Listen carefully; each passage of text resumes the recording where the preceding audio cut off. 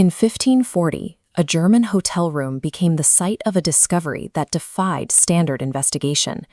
The victim's bones were found entirely shattered, his limbs twisted into angles that no living person could survive.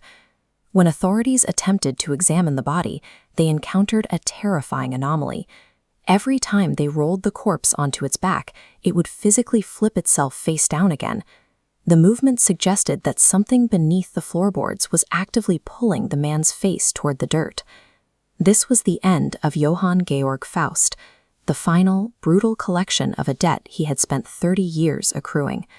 Faust was a man of immense documented knowledge, a doctor, alchemist, and magician. Yet his historical reputation suggests a man who found the natural limits of human study to be a cage. We all have ambitions, but these accounts follow those who chose to reach beyond the laws of nature to achieve the impossible. Today, we are opening the historical record of these demonic pacts to analyze the specific mechanics of the legend across 3 famous cases. By tearing apart these stories, we can identify the specific terms these figures accepted, the unnatural powers they allegedly wielded, and the ultimate price required to settle the ledger. The initiation of these legends usually begins with an act of public hubris. Faust famously traveled through Germany, claiming he could effortlessly replicate the miracles of Jesus Christ. In the 16th century, the Church held absolute power. By making such a claim, Faust essentially invited the religious establishment to officially brand him as a servant of dark forces. This woodcut illustrates the contractual nature often found in these accounts. Rumors claimed Faust traded his soul for forbidden magic and the constant protection of a demonic black dog. The deal allegedly secured him exactly 30 years of earthly influence. It was a trade of eternal salvation for a fixed, finite period of dominance. This sets the foundation for the Faustian bargain, the sacrifice of an infinite future for a brief, high-performance present. By the 17th century, the focus of human ambition had shifted from magic to the high-stakes world of global commerce. The standard Dutch spice route to Indonesia took 8 to 12 months, but Captain Fake completed the journey in just 3 months.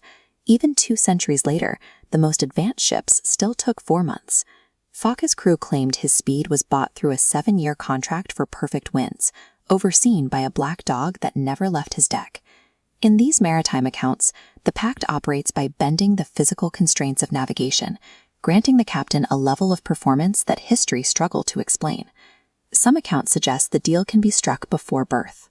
In 1782 Italy, the mother of Niccolò Paganini allegedly signed her son's soul away to ensure he would become the world's greatest violinist. By his teens, Paganini's ability was inexplicable. He could play 12 notes per second and cover 3 octaves with a single hand, feats that his contemporaries found physically impossible. His physical appearance reflected the toll of this ability. He was skeletal, with skin so pale it looked translucent, and a mouth that seemed to disappear when closed. During one performance, witnesses claimed a dark entity stood behind him. Even when a lightning strike hit his bow mid-concert, Paganini didn't flinch. His hands simply continued the performance without a second's hesitation.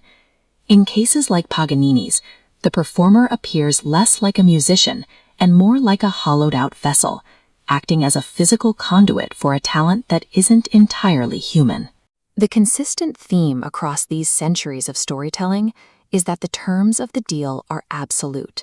There is no evidence of a loophole. Faust reached the end of his 30 years and met the violent downward end we saw earlier. Captain Fake attempted to outsmart the devil after his 7 years were up. In response, his ship vanished entirely, becoming the basis for the legend of the cursed Flying Dutchman. Paganini died a shunned figure. His reputation for dark dealings was so pervasive, the church refused to bury his body in consecrated ground for decades. The ultimate price in every account is total erasure, the loss of the body, the corruption of the legacy, and the forfeiture of the soul.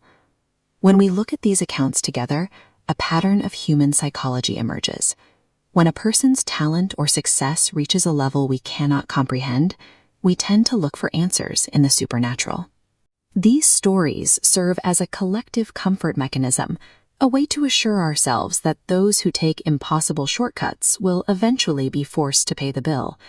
But as you go through your own life, keep this warning in mind if you are ever offered a shortcut to fame or wealth that seems too good to be true. Worldly success is a hollow gain if you have to lose yourself to obtain it. Keep the door closed.